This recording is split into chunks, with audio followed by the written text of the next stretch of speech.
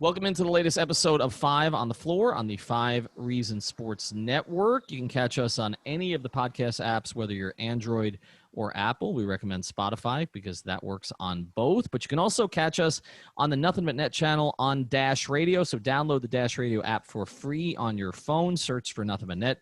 And we're there every day, Monday through Friday, 10 a.m. to 11 a.m. Eastern, 7 a.m. to 8 a.m. Pacific. Also, check out 5reasonsports.com. As we speak, there are 5 new Heat pieces that are already up on the site. We are free. Why would anybody charge a paywall here at this point, particularly as we're in the NBA Finals? So get all of your content, not just the Heat, but also the Marlins in the playoffs, the Dolphins coming off a win. The Hurricanes are ranked 8th overall. Inter Miami actually has a legitimate star player.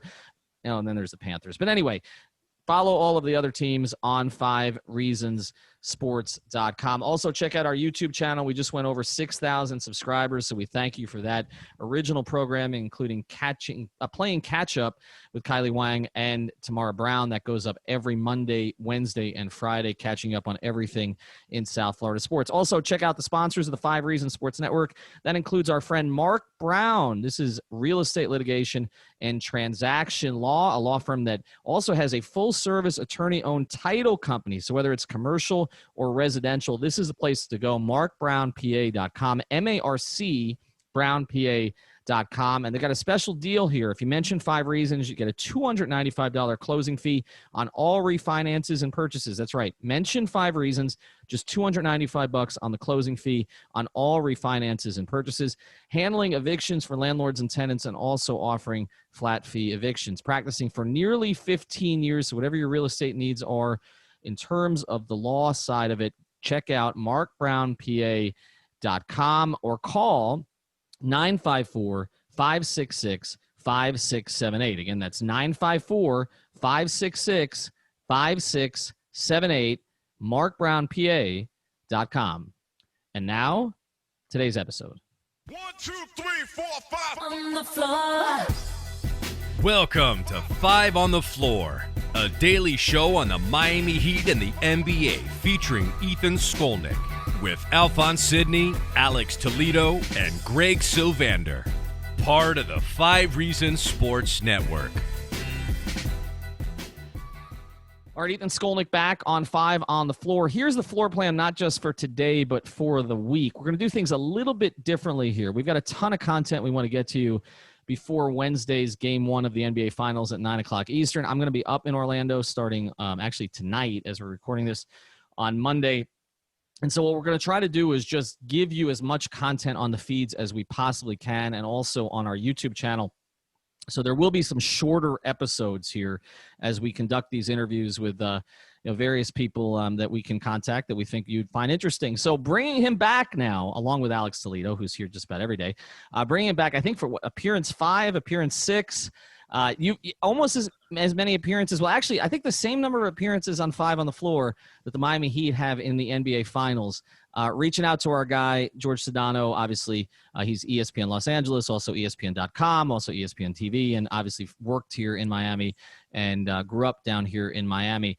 George, Lakers Heat, just what you and I talked about the whole year.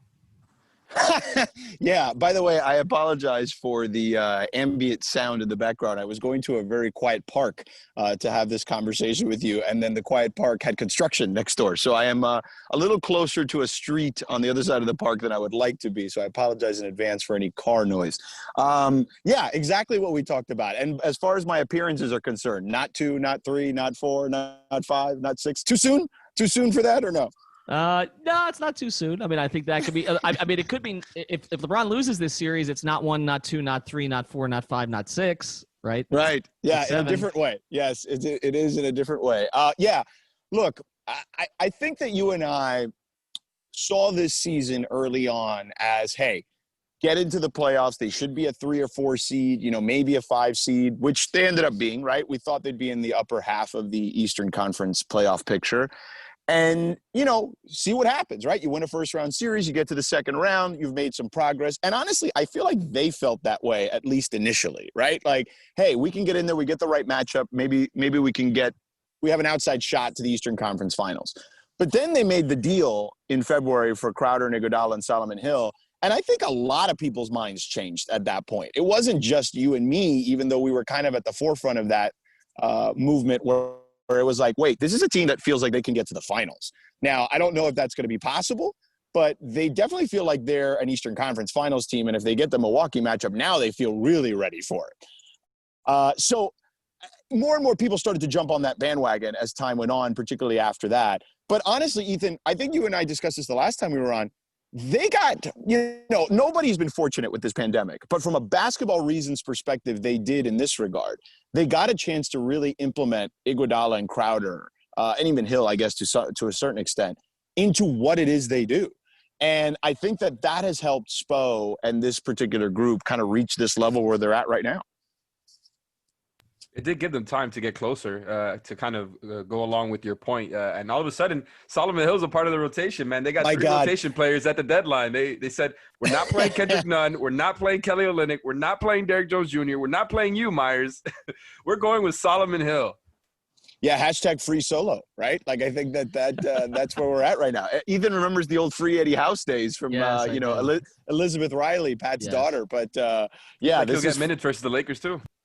I mean, he might. I mean, listen, you're going to need big bodies, right? And I think I liked what Erik did with Solomon Hill, not to go too far into the weeds here right out of the gate, but I did like it just because you need size, right? Like you need, if you were going to, Kelly Olynyk, for as good as he's been for this team in these previous series, he just wasn't going to, if he wasn't hitting shots, like there's no reason for him to be out there. At least with Solomon Hill, you can defend, right? So at least he can make somebody's life a little tougher on that end. I think Hill's another guy who you can throw at LeBron. Obviously, he won't get a lot of time on him, but you look at the Heat's roster, they have just as many guys as any other team when you're talking about guys that you can throw at them. So I think that is interesting. Yeah, I'm not letting you guys get in the Solomon Hill weeds. Solomon Hill stuff, we'll go into that later. I'm looking at George, who's literally in a bucolic setting here at a park, probably weeds behind him, but I'm not allowing us to go in the Solomon Hill weeds. All right, we'll get into the matchups here after the break. I want to talk narratives because people love narratives. The network that you work at loves narratives. I tweeted today that the NBA Finals, the championship only counts if the Lakers win it.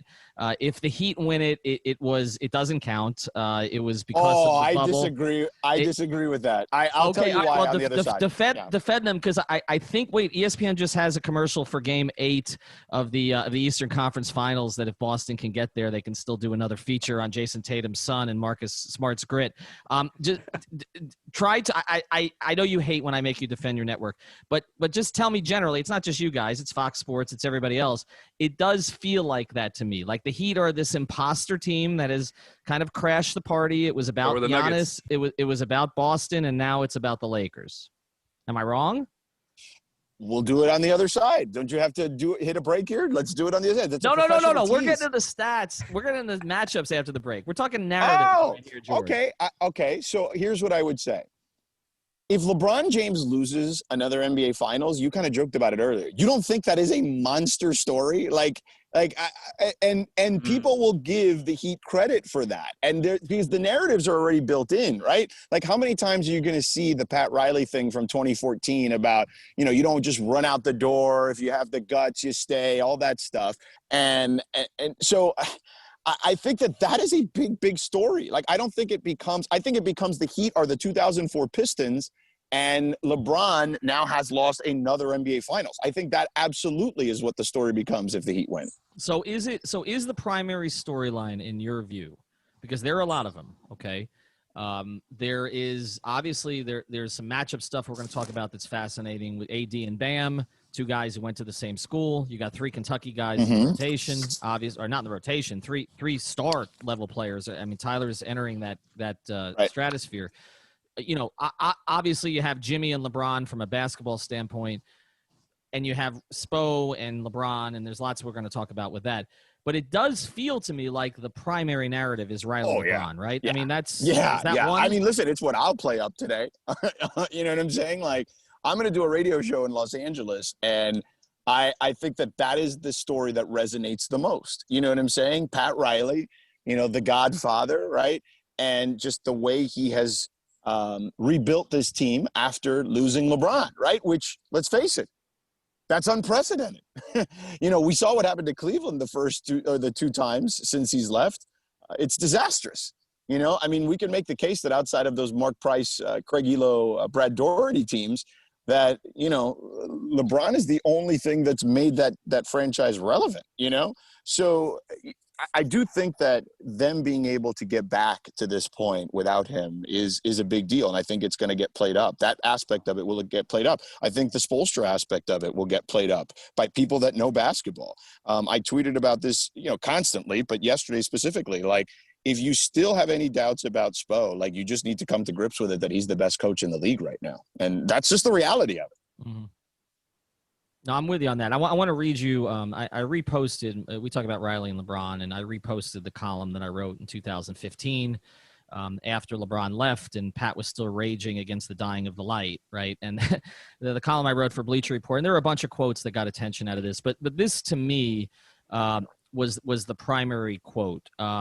That's the most surprising thing for me, is how those generational teams stay together. The players stay together. They know what they have. They see what they've won. They see that there's going to be a little bit of an adjustment here, and they don't want to leave that. You may never get it again. That was almost shocking to me that the players would allow that to happen. And I'm not just saying LeBron. I mean, the players themselves would allow them to get to a state where a guy would want to go home or whatever it is. So maybe I'm just dealing with a contemporary type of player. You know what I find fascinating, guys?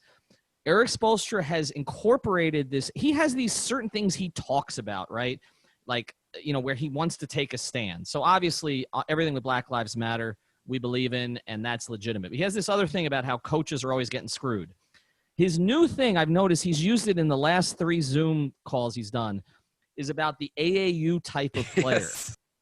Have you noticed that? Yes. This is like his new thing, and he even said it to distinguish Bam. When I tweeted it, everybody's like, "Well, Bam did play AAU," but it almost seems to be, maybe it's not intended this way, but a kind of a shot at the LeBron AAU culture, which is interesting to me also because I did a long piece.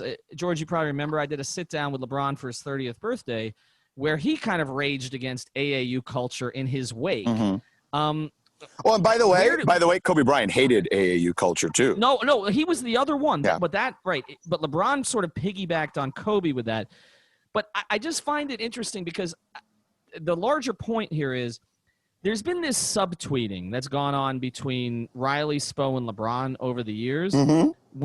Where do you think, now that you've covered LeBron over there, I covered LeBron in Cleveland. Obviously, we've all been around Riley and Spo. Where do you think it stands between the three of them? Oh, I think they all want to annihilate each other. I mean, that's, if I had to guess, and again, I haven't had this conversation directly with any of the 3 guys, but I think they want to just, destroy each other. Like, don't forget that LeBron told Dave McMenamin after he won in Cleveland that it was Pat who told him. He revealed that it was Pat that said, "You're making the biggest mistake of your life."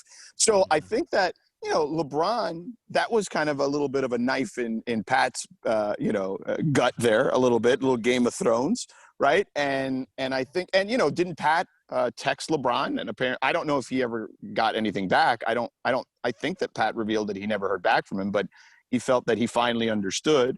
I know on Dwayne's last game, they had an embrace, which I think was nice. But I don't think there's any love lost there. LeBron's people, you know this, Ethan, because you've been around LeBron's people before. They say it. They're like, we know what Riles is about. You're either with Riles or you're against Riles. And that's the same attitude that the whole franchise takes. And honestly, that's the attitude LeBron takes too. The funny thing about LeBron and Pat specifically, and I think Spo is less so of this because he's just more contemporary, even though he's still ingrained in the culture and all that stuff with the Heat. He's just not as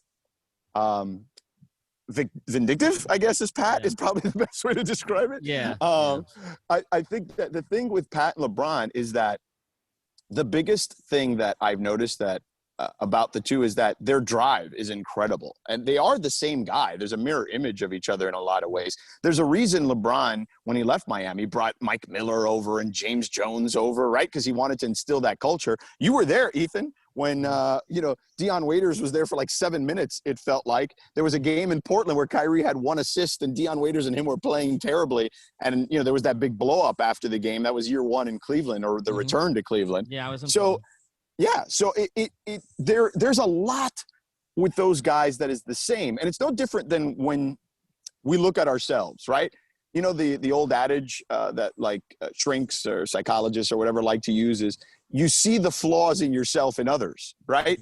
Or you see the traits of yourself in others, and sometimes it bothers you. And I think that's what's happening with those two, even to the point today in this day and age where I think that they've even had a bit of a metamorphosis. And what I mean by that is this: for the first time in LeBron's career, he is actively invested in someone else's success. And I'm not saying that he hasn't been a good teammate, because that is not what I'm saying. And you know that. I mean, LeBron was a great teammate to guys in Miami.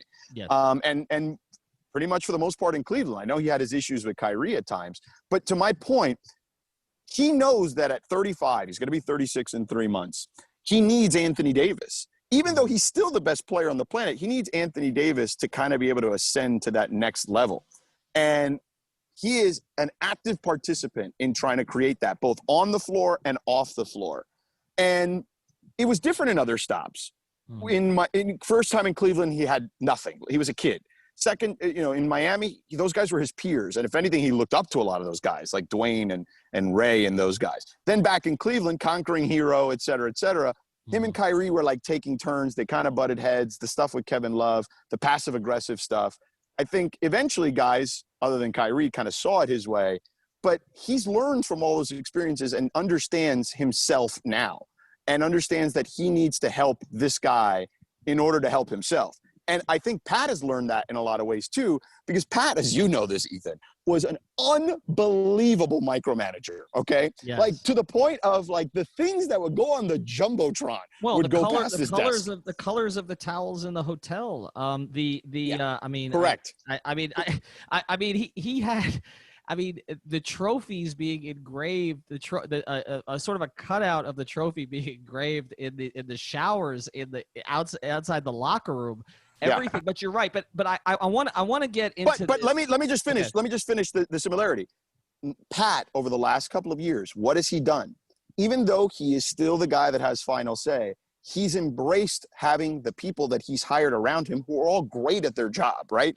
Erik, Chet Kammerer, Adam Simon, Andy Ellisberg. He's allowed those guys to really do their job, for the first time over the last several years. And it's gotten him to this point. So much like LeBron is an active participant in letting Anthony Davis develop to allowing him to reach great heights again, Pat has done the same with the Heat and that staff. Yeah, no doubt. I think the other thing you talk about, the thing that both of them prize above everything else is absolute loyalty. Mm-hmm. Now, they express it in different ways.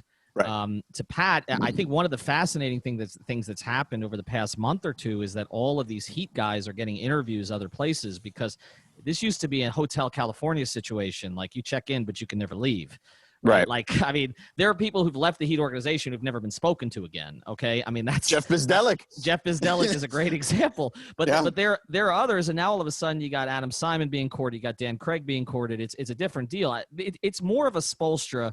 You talk about empowering someone. He's empowered Erik. It's more of a Spoelstra organization than it ever was in Correct. A lot of ways. The development culture, all those other things. But I do think that they both prize loyalty. LeBron starting with his quote-unquote team, the people around him. The other thing about it is they both have rabbit ears about the other.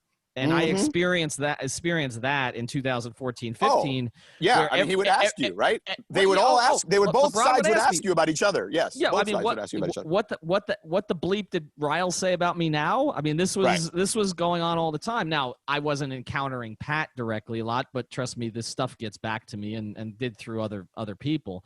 Sort of monitoring what LeBron was doing.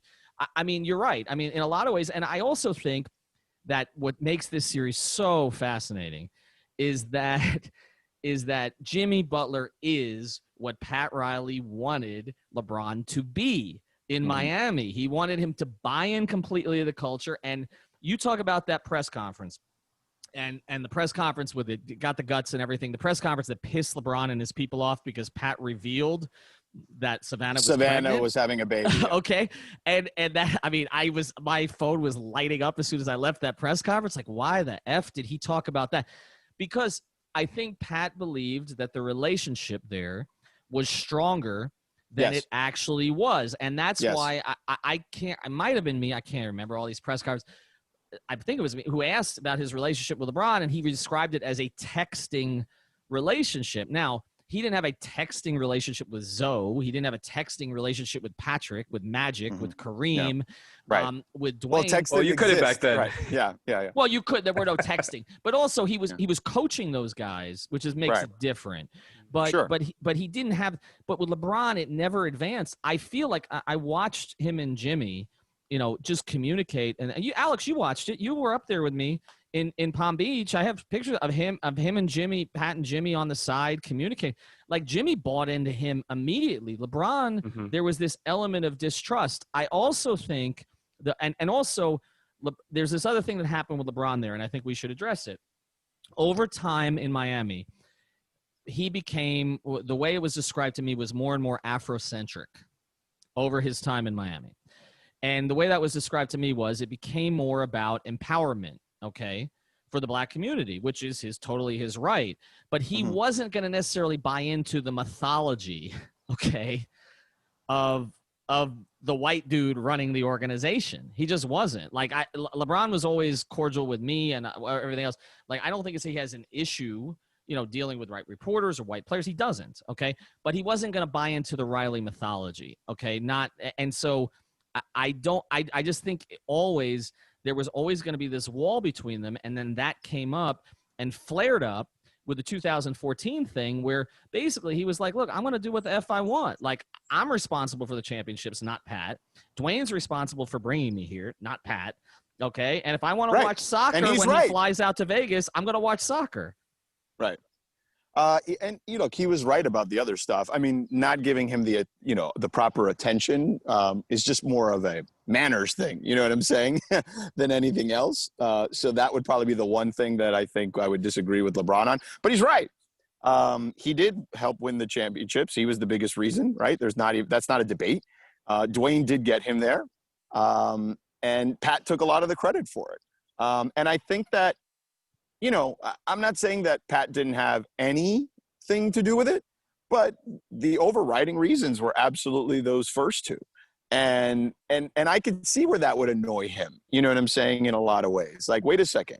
I'm the guy that's making this happen, and we're the guys making it happen. So I think he said it, right? Didn't he say it when he came back to Miami one time with the Cavs, that it was something like, I don't remember the exact quote, but it was something like, you guys, you guys don't like it when we do things, they can trade us. Right. Right. Yeah. It was something to that effect. But that's but again, George, it's a player empowerment. It's an empowerment thing. But that is Ethan, that is, as much as he is arguably the greatest player from a skill perspective to ever play the game, the other part of his legacy is that he really, made that possible, like the player empowerment movement, not just in basketball, because now we've seen it in other sports too, but I think in general of this generation, like that is where where his legacy will reside, alongside just the prowess on the basketball floor. All right, we're going to get into the matchups here in a second, particularly AD and LeBron, but one more quick topic I want to get to, and I want to mention the LeBron-Spoelstra relationship. I do think that the respect there from LeBron is greater. Maybe it is even towards Pat. And I felt that again, the year in Cleveland, where LeBron basically started parroting everything he'd ever heard from Erik Spoelstra. And I do think as he started to deal with different coaches, particularly the first one, David Blatt. The fighter pilot, right? I remember being right in front of Blatt for that quote. And not listening to Blatt at all, but also the way that Blatt responded to it, which was different than the way Spoelstra responded to it. Which was kind of whining through the media about it, that there became more respect for Erik over time. And I think although LeBron won't totally admit this, I think he knows that Erik Spoelstra is the best coach he's ever played for. And I think the numbers, again, that bear that out. And he's playing now for a coach in Frank Vogel, who he didn't much respect, because I remember the conversations I had with him about it during those Heat Pacers series. And to be honest, at the time, Erik didn't much respect, because there's some stories behind the scenes about that, which I know you're familiar with. And that's why when Alex and I were amused when I think we were there when the Caius at Summer League, and they were practicing in this back gym, and all of a sudden, like, Vogel walked in to give Spoelstra a hug, and we're like, wait a second, okay, I guess things have smoothed over the years. So I do think that the Spoelstra relationship with LeBron, and I do think Spo has enormous respect for. I had many conversations with Spoelstra about LeBron, and the sense that I got was not any anger or frustration with LeBron like there was with Pat. It was kind of more of a melancholy that it didn't last longer, and kind of a questioning about, he wanted to know how he was doing and how things were going up there and all the rest of that stuff. Like, I think he genuinely Erik sees the best in people. I don't know that the other two guys in the equation, Riley and LeBron, always do. So I agree with that. Yes, agree with it wholeheartedly. It's kind of what I alluded to earlier when I said the three of them would like to annihilate each other. But from a Spoelstra perspective, it's not a personal thing. It's a competition thing because he's a competitionaholic, right? Whereas perhaps between LeBron and Pat, it could be personal still. Like legacy. I think that's it. But with Erik, I think it's just the competition. I mean, he said it best yesterday, right? We didn't come here to just celebrate this part. You know what I'm saying? Like, we came to win. So I think that there's that aspect of it. And yeah, Ethan, I think that looking back, he has to. LeBron, look, the one thing you and I both know about LeBron is that he might be the smartest basketball player that we've ever come across, right? In regards to just understanding the game and the historical context and all that stuff. There's a lot of guys in that conversation, but I think he's probably near the top. And he has to look back at his career and say, yeah, at the time I didn't probably understand it, but now that I see what he does, from afar, I think he respects it. Look, I'll never forget when he came and played that game in Miami this year. Or this past season, whatever. I don't know. Whatever. This season. It feels like 7,000 years ago. But it was 10 months ago. It was a long time ago. I was there for the game. And he said, they asked him about how tough the game was. And he's like, yeah, I mean, I wouldn't expect anything different. I know what that organization is about on the other side. You know what I mean? Like, they're never going to give up. They're going to fight you tooth and nail basically to the end. Like, I'm paraphrasing, but that was the conversation. So there is a respect for what Erik does. I don't think there's any question about it. Yeah, and he also said, I had him on Bleacher Report Radio after they lost the finals in 2015, and the Heat had made some offseason moves. And LeBron on that show basically went on and on about how much he loved the moves, okay, and he loved the Winslow pick, and he this. I mean, he done. Is that Amari and Joe Green? He would, yes. Well, that team, yes, right, exactly. But he was paying attention. That's the thing, and he has paid attention to them since. And I don't think this is the team he really wants to see on the other side for some reasons we're going to get into in a second. After this word from Safe Cubbies. I want to introduce you to another of the great new sponsors of the 5 Reasons Sports Network, and it is a sponsor that would be important in any time if you want to have a beautiful workspace, but it's especially important now when you need a safe one as well, and that's safecubbies.com, which offers modular office solutions designed to elevate your open office into a modern and safe environment at any budget. You can personalize your workspace with options like whiteboards, magnetic panels, acrylic sheets, and graphic branding. Most of the surfaces are non-porous for easy cleaning and can be removed or replaced within minutes. Now, this is for workplaces. They've got a bunch of different options on their professional series, but also they've got private room solutions, dividers and sneeze guards, and they have a classroom series as well. So if you're involved with a school, this is definitely something your school should check out, of course, if we have school in the fall. And that's the point here. We were entering a new normal period with COVID-19. Safecubbies.com, which is locally owned, is the place that you want to go. The phone number is 754-216-1071. Again, that's 754-216-1071 or safecubbies.com. All right, back on 5 on the floor, Alex Toledo and Jorge Sedano from ESPN. All right, George, let's get right to it. We're going to talk 2 players here, and that's it. LeBron James and Anthony Davis. You've obviously watched LeBron this year, in some senses, kind of conserve himself for this sort of moment. There were some questions when he got to the bubble about his lift. I don't know if those questions really are applicable anymore. But the other thing that we're certainly going to get into on a bunch of episodes here is that the Miami Heat seem to have a team that's built to at least frustrate him, not contain him, but frustrate him. You have A very competitive defender in Jay Crowder. You have Andre Iguodala, who literally won a Finals MVP for his work guarding him, even though he had ridiculous stat line. You have Jimmy Butler, who is one. I would say Jimmy Butler is one of the 10 players in the league that LeBron most respects. And every time he speaks about him, you can sense that. And you have Bam Adebayo, who is the freak big that before he got Anthony Davis is probably the guy that LeBron James would fit best with, who's going to be defending him. And then you throw in Derrick Jones Jr. as a fifth. So, I mean, they've got 5 guys to throw at him. How do you think that goes?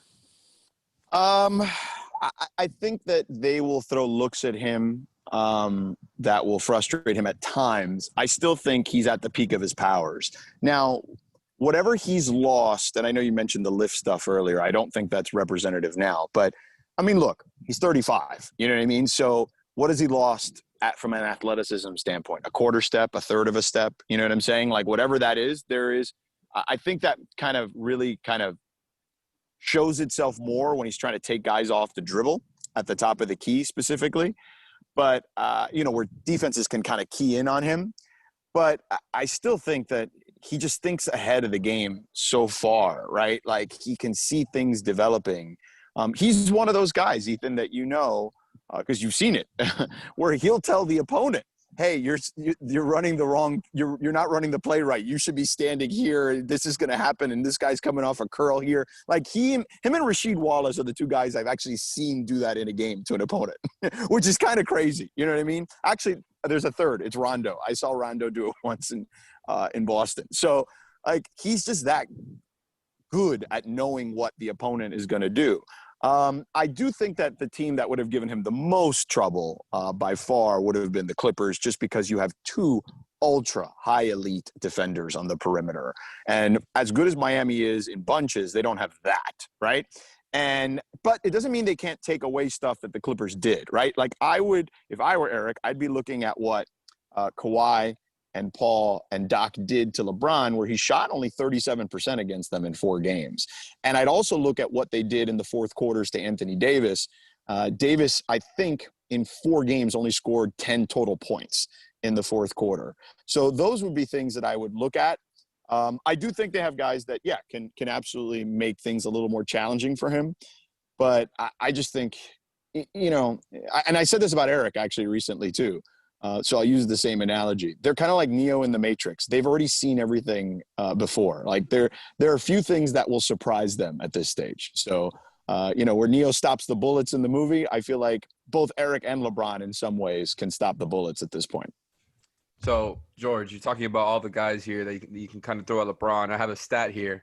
Lowest field goal percentage allowed since 2013-14 as the closest defender versus LeBron James. There's a minimum of 75 field goal attempts. Jimmy and Jay Crowder, numbers 2 and 3 on there, 41% and 42% respectively.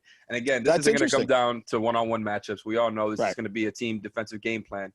But it is interesting that those percentages play out the way they do. What I did want to ask about was – Well, I'm going to steal that stat, by the way. That's a good stat.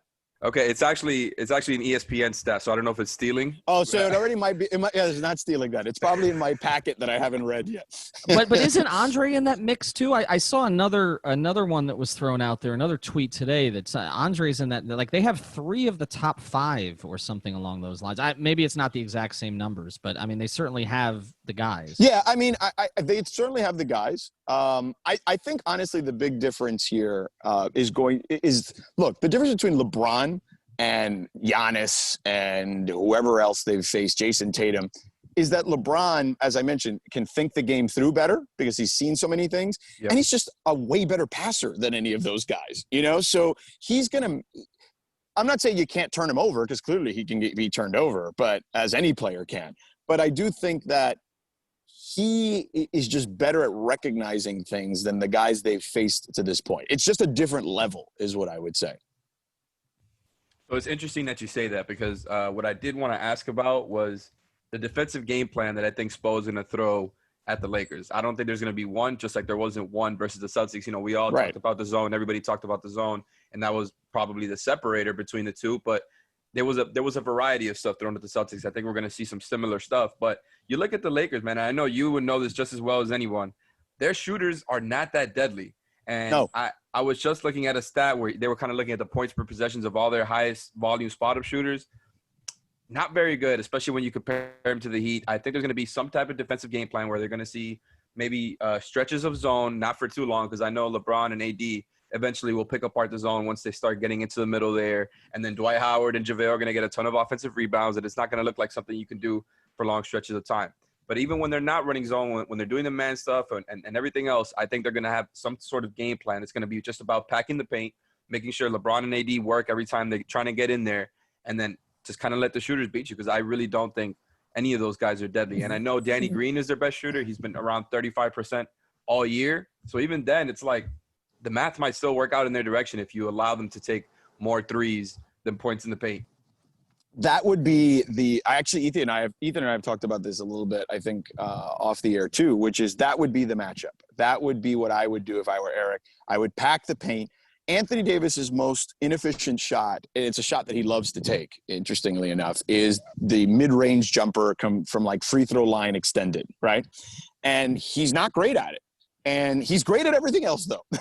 I know you can look at his three-point numbers and be like, they're not that good. But there's like this crazy stat of like when he takes a three-pointer, literally with the tippy toes right on the line, he's like 40-something%, like 42, 43% or something ridiculous like that. He tries to do more than he can in the mid-range, where I feel like in the three, he's just setting and taking the shot. Correct. He's more Which is set why in the zone might be effective for a little while versus him, because it kind of makes him take some of those middies that he really likes taking. Right. So I think packing the paint is the way to go. I would say let LeBron and AD get what they're going to get, right?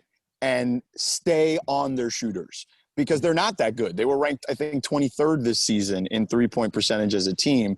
I think the big difference for the Lakers, as opposed to these teams that Miami has faced, now they saw some of this with Boston, right? But the Lakers defense has been really, really good this year, like really good, like elite level good. And I'll give Frank Vogel this credit. Two things. One, he got LeBron to buy in defensively very quickly. And I think that was something that I was surprised by when we all saw LeBron guarding in November, right? Which we hadn't seen really since like 2013. So I think that he deserves credit there. The other thing, when we go into the matchups, and this is a coaching aspect of it, so sorry for veering off a little bit. The one thing Vogel has gotten better at, that he wasn't someone that would make crazy in-game adjustments all the time when he was with Indiana or Orlando, at least none that came to my mind. Since I've been watching him here in LA, he's become less conservative. He literally will start different people, not only in different games, but from half to half if he feels it's necessary to create better spacing for LeBron and AD. So I do think that this Frank Vogel is a different version than the one that the Heat saw, 6-7 years ago, or whatever it's been. All right, we're going to get more into AD here to close this thing out. Before we do, we'll tell you about another sponsor of the 5 Reasons Sports Network, and that's Biscayne Bay Brewing, the official craft beer of Inter Miami, the Miami Marlins, and, of course, us, the 5 Reasons Sports Network. This is South Florida's actual independent brewery. They're the one that's not owned by anybody else. They're owned by local guys who employ people in this community to make their beer right here in South Florida. These guys are committed to our community and to supporting 5 Reasons Sports, so we can keep bringing you all the local sports content that you can handle. If you care about supporting local business, drinking amazing beer, grab their stuff, Marlins Lager, Miami Pale Ale, or Tropical Bay IPA at all major retailers throughout South Florida. I'm bringing some with me up to the bubble. Well, not actually inside the bubble, but to my hotel room. So I got something to do for the next couple of days. It's the only beer we're drinking at 5 Reasons Sports. Make sure to tag them at Biscayne Bay Brew with your beer, because they're very active on social media and you'll get briefly famous. All right, let's get to this in 2 minutes here. George, we've got Anthony Davis and LeBron James, and you touched on Anthony there a little bit. I feel like the only big in the league that I would feel somewhat comfortable chasing Anthony Davis around with is the other guy from Kentucky, which is Bam Adebayo. We just saw the Bam breakout that I think we're all waiting for in Game 6 of the Eastern Conference Finals. And, Bam has gone from he's not a star, he's not an all-star, to all of a sudden now is this guy already emerging as a top 20, 25 player in the league. What can Bam do against him specifically? And how much would you put Bam on Anthony Davis? Or do the Heat going to need to roll some extra bigs if Dwight's going to play, if McGee's going to play, if LA's going to go a little bit bigger? I think if you're the Heat, you may need to play more bigs, because they're going to try to play JaVale and Dwight. I think that they're going to try to play to their strengths. But I think Miami's got some versatility, particularly with their bigs, as we know. And I know Myers hasn't played in a while, and Kelly didn't play much in these last couple of games with Boston. But the one area I think the Lakers struggle is when teams can spread them out, right, defensively. Because all of a sudden, if you're making Dwight and JaVale guard on the perimeter, I think that creates some challenges. Now, Houston tried to do that. The problem is Houston's biggest player is like 6'7", right? And I think that is a different, animal there altogether. But I think that Bam would be the guy that I would try to put on him. And I would at least I would – I'm trying to think about this. Let me think, because I'm trying to think what they would do too. So I would probably start him on Dwight or JaVale or whoever's starting, right? But I would absolutely throw him on Anthony once the next big comes in, right? Like if you have a situation where you're playing Kelly O with him, I think that you let Kelly deal with whoever is going to be out there on the floor as the traditional center in Dwight or JaVale, and then you put Bam on AD. But I think Erik may have to go to that lineup more, but it's going to be really important for Olynyk and Myers, if he's in there, to hit those shots. I think that would be something that they're going to have to do. I just don't think they have enough size. Maybe Solomon Hill, right, would be one of those guys. Here we go again. Where you could find, not to get into the Solomon weeds, but I do think that he might be able to help you there a little bit, right? Whether it's guarding one of the two centers for a few minutes or guarding AD, or at least just staying in front of him. Remember, he did play with AD, so he is familiar with AD's game. Oh, true. Good point. So I think that there is some familiarity there. Now, AD has become a better player since then. So, because at 27, he's now kind of starting to hit the peak of his powers. But I do think that there is some guys they can throw at him. I don't think he's an ideal matchup for anyone outside of Bam, though. And I think that's the huge challenge. But, we got to give Bam a lot of credit, man. Like, you mentioned it before we started, Ethan, this particular question. I mean, he had a tremendous game yesterday. He is only the fourth player in Heat history to go for 30, 10, and 5, or at least 30, 10, and 5 in a playoff game. The other three names are LeBron, Dwayne Wade, and Shaq. Like, you have to understand what this kid is doing at only 23 years old. And he had like 3 or 4 straight possessions where he had that crazy dunk, right, on Tice. Then he hit him with like a hezzy, right, with like a jumper. And then he had that crazy wraparound pass with to Jimmy, right, late in the fourth quarter. All those things happened one after the other, after the other, after the other. Like, he really took over the game in a way that I think surprised me even a little bit, even though I've seen a lot of his growth from year to year. I wanted to ask another thing. You're talking about AD here. I think one thing that the Heat are gonna give up, no matter what happens, no matter what game plan they throw out, is offensive rebounding towards the Lakers. And I think that's kind of the one thing that I'm really keying in on, because that's not really something that we talk about much when we talk about analysis. But this is one where it just really, really stands out, because one team is so obviously big, the other team's running small, and the matchup thing becomes a little bit tough because it's like, well, Bam's guarding the big man. I guess that's Jay Crowder on AD, and I think that's why we're going to see a lot of zone, because zone is another thing that gives up a lot of offensive rebounding. So I wonder if Spo looks at it like, well, if we're going to be giving up those offensive rebounds anyway, might as well throw in a defensive game plan that kind of prioritizes those three-point shots being taken and the paint being crowded. Right. I just think that's why this whole matchup is so complex. It's like it could go so many different ways, because I do trust LeBron to figure out a zone within 2-3 minutes if he's on the floor, right? Like, I do think we're going to see AD get doubled a lot, and I think that's something that we've seen him get, happen to him in the playoffs already. But the Heat don't really have a lot of options other than to do that and to run the zone. What I'm really asking here is, how do you feel about how effective AD will be? Can they really mitigate what he does as well as LeBron? You know what I'm saying? Like, can they contain the both of them and the offensive rebounding? No, I don't think they can contain all that. And I think that becomes like, if you're asking me, and I haven't made an official pick yet because I'm still kind of mulling it over, to be honest with you. And I won't until tomorrow because I'm being asked on ESPN.com to make a pick by tomorrow at 6 o'clock Eastern. But I do think, like, if the Lakers were to win, I think the biggest reason will be Anthony Davis. And that's not a slight at LeBron. It's what we talked about earlier. It's LeBron is an active participant in the growth of Anthony Davis. And I think that LeBron may still win MVP, but I think that the player that will have made, in my opinion, if the Lakers were to win, make the biggest impact will be AD, because I think that it's gonna put a toll on Bam to have to guard both AD potentially and those bigs and keep them out. And as good as they are rebounding the ball, it's just a lot to ask of him at this stage. And I think this, right? And I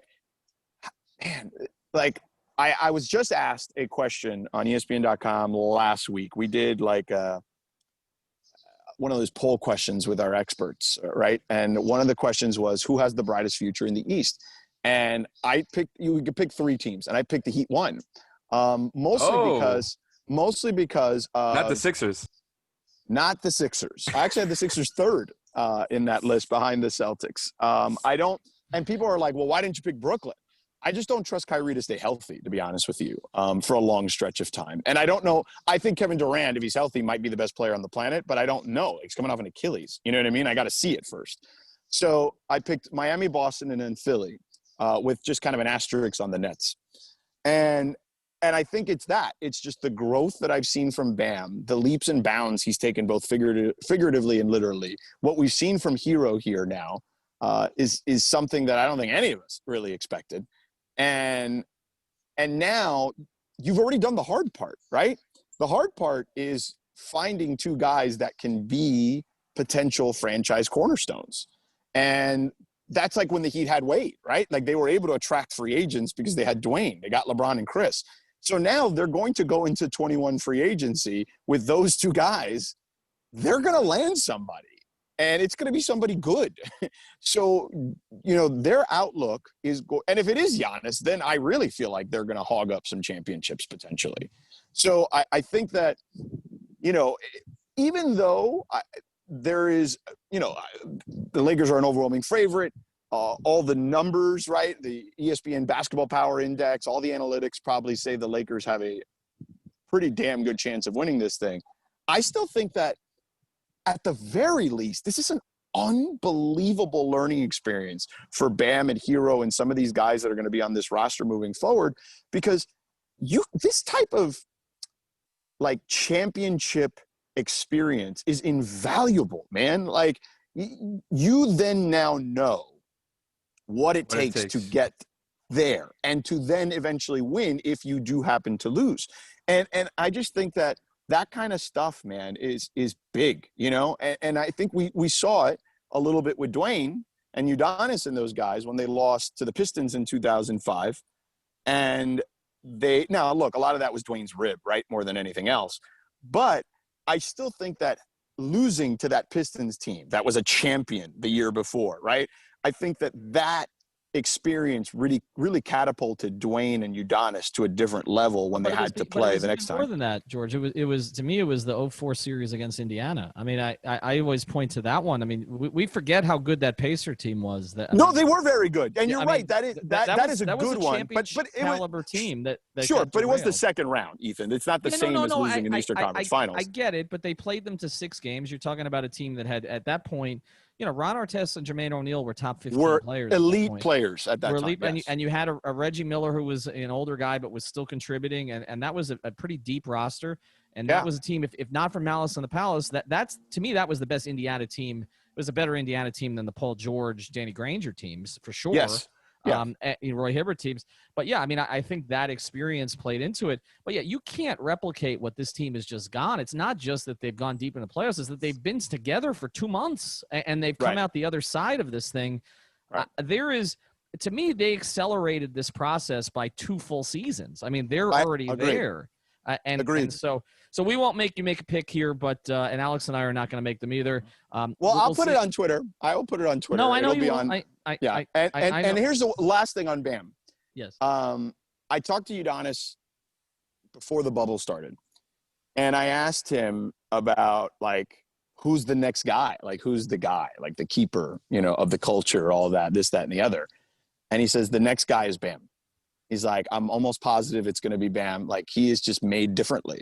And I think that everything that he's done, everything that he has said in this bubble to the media, including yesterday when he was interviewed by Rachel just shows me that, God, he absolutely is in the mold of Zoe and Udonis and, you know, Dwayne and all these guys. Like he's absolutely cut from that same cloth. It's pretty crazy. Well, he said it before the season.